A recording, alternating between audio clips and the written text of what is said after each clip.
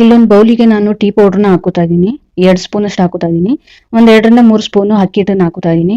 ಚೆನ್ನಾಗಿ ಹಣ್ಣಾಗಿರುವಂತ ಒಂದು ರಸಬರಿಯಾದ ಟೊಮೆಟೊ ಹಣ್ಣನ್ನ ಚೆನ್ನಾಗಿ ಹಿಂಡಿ ರಸ ತಗೋತಾ ಇದ್ದೀನಿ. ನೀವು ಕೂಡ ಚೆನ್ನಾಗಿ ಹಣ್ಣಾಗಿರುವಂತ ಟೊಮೆಟೊನ ತಗೊಳ್ಳಿ, ಅದು ನಮ್ಮ ಫೇಸ್ಗೆ ಚೆನ್ನಾಗಿ ಗ್ಲೋನ ಕೊಡುತ್ತೆ. ಸೊ ಹಂಗಾಗಿ ಇದನ್ನ ಚೆನ್ನಾಗಿ ಹಿಂಡ್ಕೊಂಡು ರಸ ತಗೊಂಡೆ. ಮತ್ತೆ ಇಲ್ಲಿ ನಾನು ರೋಸ್ ವಾಟರ್ನ 2 ರಿಂದ 3 ಡ್ರಾಪ್ ಅಷ್ಟು ಹಾಕೋತಾ ಇದ್ದೀನಿ.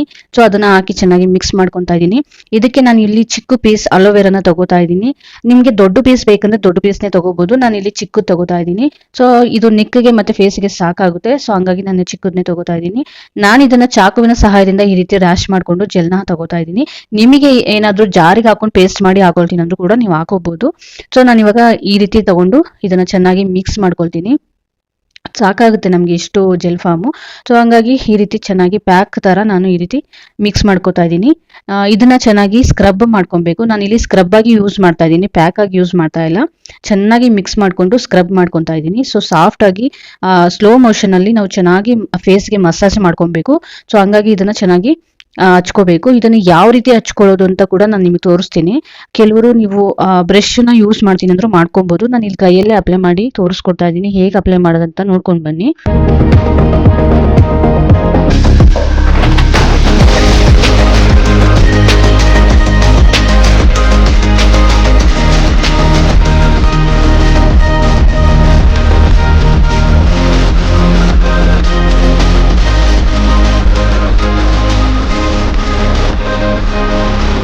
ನೋಡಿ ನನ್ನ ಫೇಸ್ ಎಷ್ಟು ಗ್ಲೋನೆಸ್ ಕೊಡ್ತಾ ಇದೆ ಗೊತ್ತಾ, ತುಂಬಾ ಚೆನ್ನಾಗಿ ಅನಿಸ್ತಾ ಇದೆ. ಸೊ ವೀಕ್ಲಿ 2 ಟೈಮ್ಸ್ ಈ ರೀತಿ ಮಾಡ್ತಾ ಇರಿ, ತುಂಬಾ ಚೆನ್ನಾಗಿ ಅನ್ಸುತ್ತೆ. ಸ್ಕ್ರಬ್ ಮಾಡೋದ್ರಿಂದ ನಮ್ಮ ಫೇಸ್ ಅಲ್ಲಿರೋ ಟ್ಯಾನ್, ಡೆಡ್ ಸ್ಕಿನ್ ಎಲ್ಲ ರಿಮೂವ್ ಆಗುತ್ತೆ. ಸೊ ಹಂಗಾಗಿ ತುಂಬಾ ಚೆನ್ನಾಗಿದೆ. ನೋಡಿ ನಮ್ಮ ಬ್ಲ್ಯಾಕ್ ಹೆಡ್ಸ್, ವೈಟ್ ಹೆಡ್ಸ್ ಎಲ್ಲ ರಿಮೂವ್ ಆಗಿದೆ. ಮತ್ತೆ ಡಾರ್ಕ್ ಸರ್ಕಲ್ ಕೂಡ ಕಡಿಮೆ ಆಗ್ತಾ ಬರುತ್ತೆ. ಟೀ ಪೌಡರ್ ಯೂಸ್ ಮಾಡಿರೋದ್ರಿಂದ ನಮ್ಮ ಸ್ಕಿನ್ ತುಂಬಾ ಟೈಟ್ನಿಂಗ್ ಬರುತ್ತೆ. ಸೊ ಗ್ಲೋ ಕೂಡ ಕೊಡುತ್ತೆ. ರೋಸ್ ವಾಟರ್ ಮತ್ತೆ ಅಲೋವೆರಾ, ಸೊ ಟೊಮೆಟೊ ಇದೆಲ್ಲ ಕೂಡ ನಮಗೆ ಚೆನ್ನಾಗಿ ಫೇಸ್ ಗ್ಲೋ ಕೊಡುತ್ತೆ. ಸೊ ನಮಗೆ ಫಂಕ್ಷನ್ ಏನಾದರೂ ಇದ್ರೆ ಹಿಂದಿನ ದಿವಸನೇ ನೈಟ್ ನಾವು ಈ ರೀತಿ ಫೇಸ್ ಸ್ಕ್ರಬ್ನ ಮಾಡ್ಕೊಬೋದು, ಚೆನ್ನಾಗಿ ಅನ್ಸುತ್ತೆ. ಸೊ ಒಂದ್ಸತಿ ಟ್ರೈ ಮಾಡಿ ನೋಡಿ. Thank you. ಎಲ್ರಿಗೂ ಮಕರ ಸಂಕ್ರಾಂತಿ ಹಬ್ಬದ ಆರ್ಥಿಕ ಶುಭಾಶಯಗಳು. ಎಲ್ಲರೂ ಈ ವರ್ಷ ನೀವೇನೇನು ಅಂದ್ಕೊಂಡಿದ್ದೀರೋ, ಏನೇನು ಬೇಡ್ಕೊಂಡಿದ್ದೀರೋ ದೇವ್ರ ಹತ್ರ, ಸೊ ಎಲ್ಲವೂ ಈಡೇರಲಿ ಅಂತ ನಾನು ಕೂಡ ಬೇಡ್ಕೊತೀನಿ. ಈ ವರ್ಷದಲ್ಲಿ ಸಂಕ್ರಾಂತಿ ಹಬ್ಬ ಬಂದಿದೆ. ಸೊ ಎಲ್ರಿಗೂ ಖುಷಿಯಾಗಿ ಹಬ್ಬವನ್ನು ಆಚರಿಸಿ. ನಾನು ಕೂಡ ತುಂಬ ಖುಷಿಯಾಗಿ ಹಬ್ಬವನ್ನು ಆಚರಿಸ್ತಾ ಇದ್ದೀನಿ. ಸೊ ಬೆಳಗಿಂದ ನೀವು ಕೂಡ ನೋಡಿರ್ತೀರ, ಮನೆಯೆಲ್ಲ ಫುಲ್ ಕ್ಲೀನ್ ಮಾಡಿ ತುಂಬ ಟಯರ್ಡ್ ಆಗಿಬಿಟ್ಟಿದ್ದೀನಿ. ಬಟ್ ಆದರೂ ಕೂಡ ನಾನೆಲ್ಲೂ ನನ್ನ ಸುಸ್ತನ್ನು ಬಿಟ್ಕೊಟ್ಟಿಲ್ಲ. ಯಾಕೆಂತಂದರೆ ಹಬ್ಬ ಅನ್ನೋ ಒಂದು ಖುಷಿ ನಾನು ಎಷ್ಟೇ ಕೆಲಸ ಮಾಡಿದರೂ ಕೂಡ ಅದನ್ನು ರಿಕವರಿ ಮಾಡುತ್ತೆ. ಸೊ ಹಂಗಾಗಿ ನನಗಂತೂ ಎಷ್ಟು ಮನೆಯೆಲ್ಲ ಕ್ಲೀನ್ ಮಾಡಿದ್ರು ಕೂಡ ಅಷ್ಟು ಏನು ಟಯರ್ಡ್ ಅನಿಸ್ತಾ ಇಲ್ಲ. ಟಯರ್ಡ್ ಅನಿಸಿದ್ರು ಕೂಡ ತುಂಬ ಖುಷಿಯಾಗಿಯೇ ಎಂಜಾಯ್ ಮಾಡ್ತಾ ಇದ್ದೀನಿ ಕೆಲಸನ. ಯಾಕೆಂದರೆ ಹಬ್ಬ ಬಂತು ಅಂದರೆ ಸಾಕು, ಹೆಣ್ಮಕ್ಳಿಗೆ ಗೊತ್ತು ನಿಮಗೇನೆ ಎಷ್ಟು ಖುಷಿಯಾಗಿ ಓಡಾಡಿಕೊಂಡು ಎಲ್ಲ ಕೆಲಸನೂ ಮಾಡಿಕೊಂಡು ಕ್ಲೀನ್ ಮಾಡ್ಕೊಂಡಿರ್ತೀವಿ. ನಾವು ಬೇರೆ ಟೈಮಲ್ಲಿ ಮನೆನ ಕೊಳೆನೆಲ್ಲ ತೆಗಿತೀವೋ ಇಲ್ವೋ ಗೊತ್ತಿಲ್ಲ, ಆದರೆ ಹಬ್ಬ ಬಂತು ಅಂದರೆ ಇರೋ ಕಡೆ ಎಲ್ಲ ಕಡೆನೂ ಮೂಲೆನೂ ಬಿಡ್ದಂಗೆ ಧೂಳು ಹೊಡ್ಕೊಂಡು ಚೆನ್ನಾಗಿ ಮನೆನ ನೀಟ್ ಮಾಡ್ತೀವಿ. ನಾನಷ್ಟೇ ಅಲ್ಲ, ಎಲ್ಲ ಹೆಣ್ಮಕ್ಳು ಹಾಗೇನೆ. ಸೊ ಹಬ್ಬ ಅನ್ನೋದು ಅದಕ್ಕೆ ಅನಿಸುತ್ತೆ ಮೋಸ್ಟ್ಲಿ. ಇಡೀ ಮನೆಯೆಲ್ಲ ಇರೋ ಕೊಳೆನೆಲ್ಲ ತೆಗೆದು ಒಳ್ಳೆ ಎನರ್ಜಿನ ತೊಗೊಳ್ಳೋ ಅಂಥ, ಒಳ್ಳೆ ಪಾಸಿಟಿವ್ ಇರೋವಂಥ ಎನರ್ಜಿನ ನಮ್ಮ ಮನೆಗಾಗಲಿ ಮನಸ್ಸಿಗಾಗಲಿ ತೊಗೊಳ್ಳೋ ಅಂಥದ್ದು ಅನಿಸುತ್ತೆ. ಸೊ ಅದಕ್ಕೆ ಅನಿಸುತ್ತೆ ನಮಗೆ ವರ್ಷದಲ್ಲಿ ಎಷ್ಟೊಂದು ಹಬ್ಬಗಳು ಬರ್ತಾ ಇರುತ್ತೆ ನಮ್ಮ ಮೈಂಡ್ನ ಫ್ರೆಶ್ ಮಾಡೋದಕ್ಕೆ. ಇದನ್ನೆಲ್ಲ ಹೇಳ್ತಾ ನಿಮಗೂ ಕೂಡ ಮಕರ ಸಂಕ್ರಾಂತಿ ಹಬ್ಬದ ಆರ್ಥಿಕ ಶುಭಾಶಯಗಳನ್ನ ತಿಳಿಸ್ತಾ, ಸೊ ಎಲ್ಲರೂ ಹಬ್ಬವನ್ನು ಚೆನ್ನಾಗಿ ಆಚರಿಸಿ. ಸೊ ಹೇಗೆ ಆಚರಿಸಿದ್ರೆ ಅಂತ ನನಗೂ ಕೂಡ ಕಮೆಂಟ್ ಸೆಕ್ಷನಲ್ಲಿ ಕಮೆಂಟ್ ಮಾಡಿ ಹೇಳಿ. ಬನ್ನಿ ಮೆಹಂದಿ ಹಚ್ಕೊಳ್ಳೋಣ ಹಬ್ಬಕ್ಕೆ. ಹಬ್ಬ ಅಂತ ಅಂದಮೇಲೆ ಮೆಹಂದಿ ಹಚ್ಕೋಬೇಕು, ಖುಷಿಯಾಗಿ ಹಬ್ಬನ ಆಚರಣೆ ಮಾಡಬೇಕು. ಸೊ ನನಗಂತೂ ತುಂಬ ಖುಷಿ ಇದೆ. ನಾನಂತೂ ಮೆಹಂದಿ ಇಟ್ಕೊಂಡು ನಿಂತಿದ್ದೀನಿ ಮೆಹಂದಿ ಹಾಕೊಳ್ಳೋಣ ಅಂತ.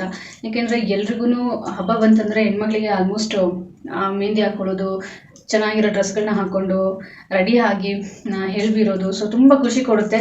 ಹಾಗಾಗಿ ನಾನು ಸದ್ಯಕ್ಕೆ ಅಷ್ಟೊಂದೆಲ್ಲ ಒಳ್ಳೆ ಕೆಲಸ ಎಲ್ಲ ಮಾಡಲ್ಲ, ಜಸ್ಟ್ ಮೆಹಂದಿ ಹಾಕ್ಕೊಂಡು ಹಬ್ಬನ ಆಚರಿಸ್ತಾ ಇದ್ದೀನಿ. ಸೊ ನೀವು ಕೂಡ ಹಬ್ಬನ ಆಚರಿಸಿ.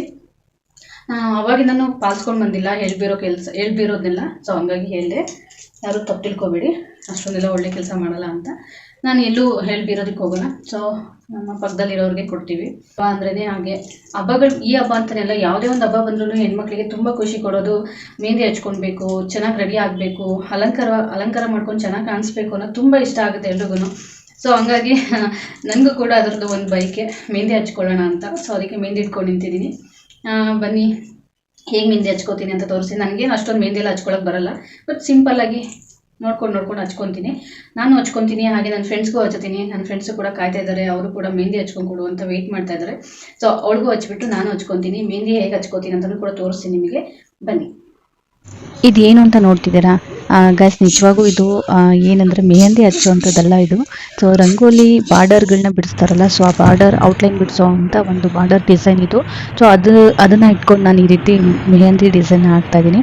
ಸೊ ಯಾರು ತಪ್ಪು ತಿಳ್ಕೊಬೇಡಿ, ನೀವು ಕೂಡ ಈ ಟ್ರಿಕ್ನ ಯೂಸ್ ಮಾಡ್ಬೋದು. ನೀವು ಮೆಹಂದಿ ಹಚ್ಚುತ್ತೀರಲ್ಲ, ಸೊ ನೀವು ಮನೆ ಮುಂದೆ ರಂಗೋಲಿ ಬಿಡುವಂಥ ಔಟ್ಲೈನ್ ಬಾರ್ಡ್ರ್ ಯಾವುದಾದ್ರೂ ಒಂದು ಟ್ಯಾಟು ಕರ್ದು ಏನಾದರೂ ಈ ಥರ ರ್ಯಾಪರ್ ಸಿಕ್ಕಿದ್ರೆ ಸೊ ನೀವು ಕೂಡ ಇಟ್ಕೊಂಡು ಮೆಹಂದಿ ಡಿಸೈನ್ನ ಮಾಡ್ಬೋದು. ನೋಡಿ, ನಾನು ಎರಡು ಕೈಗೂ ನನ್ನ ಫ್ರೆಂಡ್ಗೆ ಈ ರೀತಿ ಮೆಹಂದಿನ ಡಿಸೈನ್ ಬಿಡಿಸಿದ್ದೀನಿ. ಚೆನ್ನಾಗಿದೆಯಾ? ಸೊ ಚೆನ್ನಾಗಿದ್ದರೆ ಕಮೆಂಟ್ ಸೆಕ್ಷನಲ್ಲಿ ಕಮೆಂಟ್ ಮಾಡಿ. ಹಾಗೆ ನನ್ನ ಕೈನೂ ತೋರಿಸ್ತೀನಿ ಹೇಗಿದೆ ಅಂತ ಹೇಳಿ. ಸೊ ನನಗಂತೂ ತುಂಬ ಇಷ್ಟ ಆಯಿತು, ಏಕೆ ನನಗೆ ನಾನೇ ಹಚ್ಕೊಂಡಿದ್ದಲ್ವಾ, ಹಾಗಾಗಿ ಸೊ ತಾಯಿಗೆ ಈಗ ನನಗೆ ಮುದ್ದು ಅನ್ನೋಗೆ ನನ್ನ ಕೈ ಮೆಹಂದಿ ನನಗೆ ಇಷ್ಟ ಆಯಿತು. ಬೇರೆಯವ್ರಿಗೆ ಯಾರಿಗೆ ಇಷ್ಟ ಆಯಿತು ನನಗೆ ಗೊತ್ತಿಲ್ಲ. ಸೊ ನನ್ನ ಫ್ರೆಂಡ್ಸ್ ಇಬ್ಬರು ಕೂಡ ಹೇಳಿದ್ರು ಚೆನ್ನಾಗಿತ್ತು ಅಂತ. ನಿಮಗೂ ಇಷ್ಟ ಆಗಿದೆ ಕಮೆಂಟ್ ಸೆಕ್ಷನಲ್ಲಿ ತಿಳಿಸಿ. ಸೊ ನನಗೂ ಖುಷಿ ಆಗುತ್ತೆ, ನನಗೂ ಮೆಹಂದಿ ಹಚ್ಚಕ್ಕೆ ಬರುತ್ತೆ ಅಂತ. ಹಾಗಾಗಿ ಸೊ ಇವತ್ತು ಕೈಗೆ ಮೆಹಂದಿ ಹಚ್ಕೊಂಡು ಸಂಕ್ರಾಂತಿ ಹಬ್ಬವನ್ನು ಮಾಡ್ತಾ ಇದ್ದೀನಿ. So thank you. ಇವಾಗ ನಾವು ರಾತ್ರಿ ಯಾರಾದರೂ ಮೆಹಂದಿನ ಲಾಂಗ್ ಟೈಮ್ ಇಟ್ಕೊತೀನಿ, ನನಗೆ ಸ್ವಲ್ಪ ಮೆಹಂದಿ ಡಾರ್ಕಾಗಿ ಬರಲ್ಲ, ಸೊ ತುಂಬ ಟೈಮ್ ಇಟ್ಕೊಂಡು ನಾನು ಮೆಹಂದಿನ ಇದು ಮಾಡ್ತೀನಿ ಅನ್ನೋರು, ಸೊ ಈ ರೀತಿ ಕವರ್ನ ಕಟ್ಕೊಂಡು ನೈಟ್ ಟೈಮು ಯೂಸ್ ಮಾಡ್ಬೋದು. ಹೆಂಗೆ ಅಂದರೆ, ಈಗ ನಾವು ಬೆಡ್ ಮೇಲೆ ಮಲ್ಕೊಳ್ತೀವಿ, ಸೊ ಅದ್ರ ಎಲ್ಲ ಪುಡಿ ಆಗಿ ಬೆಡ್ ಮೇಲೆಲ್ಲ ಬಿದ್ದಿರುತ್ತೆ, ಚೂಪೀಸ್ ಎಲ್ಲ. ಸೊ ಅದು ಬೆಡ್ಶೀಟ್ಗೆಲ್ಲ ಅಂಟ್ಕೊಂಡು ಕಲರ್ ಬಿಟ್ಕೊಳ್ಳುತ್ತೆ, ಅಥವಾ ನಮ್ಮ ಫೇಸ್ ಮೇಲೆ ನಾವೇ ಕೈ ಇಟ್ಕೊಂಡು ಮಲ್ಕೊಂಡಿದ್ದಾಗ ಫೇಸ್ಗೆಲ್ಲ ಆಗಿಬಿಡುತ್ತೆ. ಆವಾಗ ನಮ್ಮ ಫೇಸ್ ಎಲ್ಲ ಕಲರ್ ಬಂದು ಮುಖ ಹಾಳಾಗ್ಬಿಡುತ್ತೆ. ಸೊ ಹಂಗಾಗಿ ಈ ರೀತಿ ನಾವು ಕವರ್ನ ಕೈಗೆ ಕಟ್ಕೊಂಡು ಮಲ್ಕೊಂಡ್ರೆ ನೈಟ್ ಪೂರ್ತಿ ಮೆಹಂದಿನೂ ಕೂಡ ಸೇಫ್ ಆಗಿರುತ್ತೆ. ಮೆಹಂದಿಗೆ ನಾವು ಸಕ್ಕರೆ ನೀರನ್ನು ಹಾಕೊಂಡಿರ್ತೀವಿ, ಸೊ ಅದು ಕೂಡ ಕ್ಯಾರಿನ ಮಾಡ್ಬೋದು ಕವರ್ ಒಳಗಡೆನೆ ಚೆನ್ನಾಗಿ. ಸೊ ಈ ರೀತಿ ನೈಟ್ ಪೂರ್ತಿ ಇಟ್ಕೋಬೋದು, ಚೆನ್ನಾಗಿರುತ್ತೆ.